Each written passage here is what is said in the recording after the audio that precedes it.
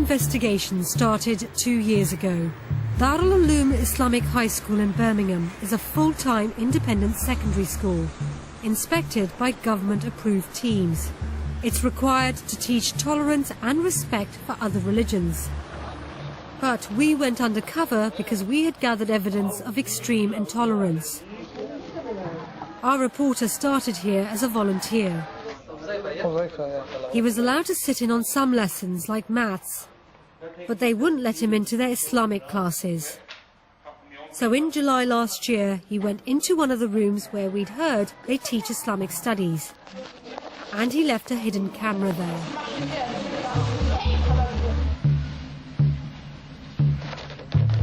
At first, our camera records exams and prayers.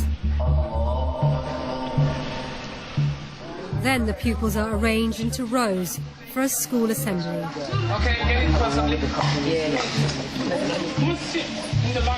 The speaker addresses all the pupils aged 11 and upwards. He starts by talking about people who worship ridiculous things. But there are some people in the world who decide not to use the intellect. They are happy worshipping idols and worship the cows. It's Hindus, isn't it? Like the Hindus, they worship the cows.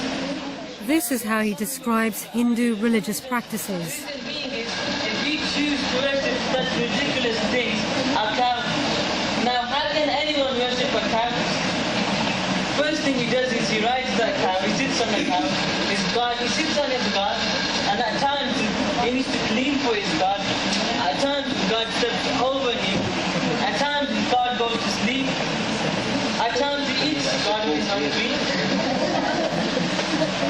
Yeah, cows. And funny enough, they drink the piss of a cow. He says it's not the first time he's given this speech.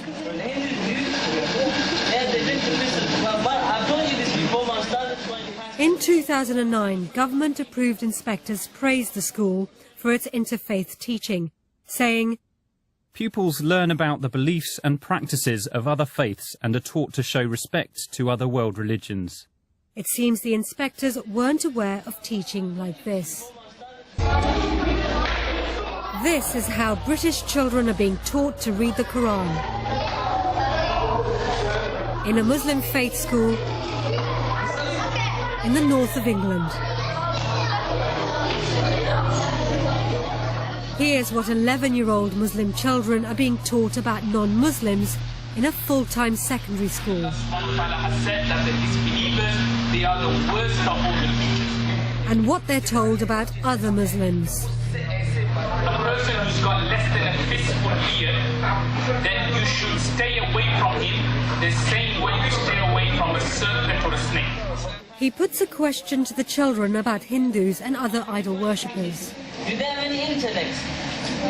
No. Meaning Allah subhanahu wa ta'ala. When the speaker comes closer to the camera, he only looks about 18 or 19 years old. Darul Uloom School says its pupils are taught to preach the message of Islam, and it seems our camera has filmed a senior student practicing.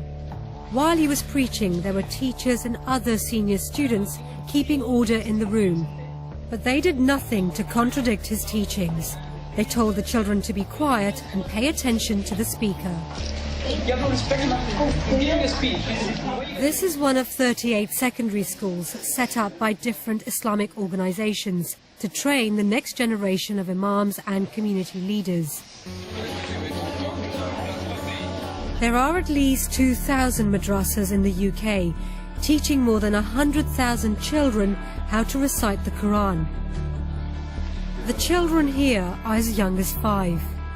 On the first day of filming, our camera records a brief moment, which suggests that the reports we've heard of regular violence might be true. A teacher patrols the room. And then he kicks a boy.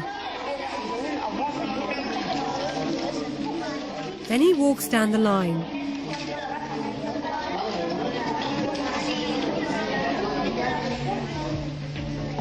That was all we managed to film in the summer, and both schools broke up for the holidays.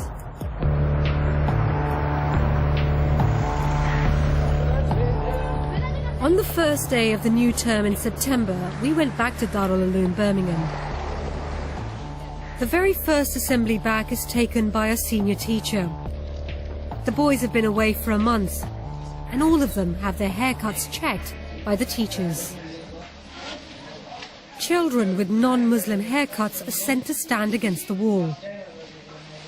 The senior teacher says looking like non-Muslims is forbidden. He uses the word kafar, an often derogatory term meaning disbeliever or infidel. There'll be regular haircut checks. Okay, you must make sure you don't get these what's fashionable now amongst in society. Okay, the kafar introduced something and we Muslims taking it on board. You know. He says teachers will take drastic action. For those parents that give us permission, yeah, we've got trimmers and everything, yeah, so don't expect professional haircuts from us. He tells them that looking like non-Muslims is a way of enslaving them. He associates British society with shaitan, the Islamic version of Satan. You need to free yourself from the influence of the shaitan and the society. Yeah? The kuffar have brought so many new things out, and you need to free yourself from slavery. What kind of slavery am I talking about? Yes. Mind control. Yeah, mind control, mashallah. Yeah. They're controlling your minds. You're doing what they want. And ask yourself, are you part of that slavery as well? It's mind control. Are you part of those students, who prefer their sunnah of the kuffar over the sunnah of the Prophet? Ask yourself. Is it simple, yes or no? The school's last inspection praised it for promoting tolerance and harmony in society. But in this assembly, the teacher tells the boys they should hate the sinful nature of non-Muslim society. You're not like the non-Muslim out there, all that evil you see on the streets. People not wearing hijab properly, people smoking, people walking like they got something stuck in their pants. Yeah, these kind of things, yeah, you should hate it. They should hate walking down that street. This is a prestigious school. It's been visited by the Lord Mayor, the Chief Constable, MPs and dignitaries. The school says it has a community involvement program to prepare students for outside life. We are going into full-scale social segregation and separation. And unless we tackle this now, we will reap the whirlwind. What did you think about the repeated use of kafar? Never would a kafir enter Jannah until a camel enters the eye of a needle. It's like the N-word. It's a term of abuse, a term of censure, condemnation. Some of the teachings that we've shown you, do you think they could be described as hate teachings? There's no shadow of doubt.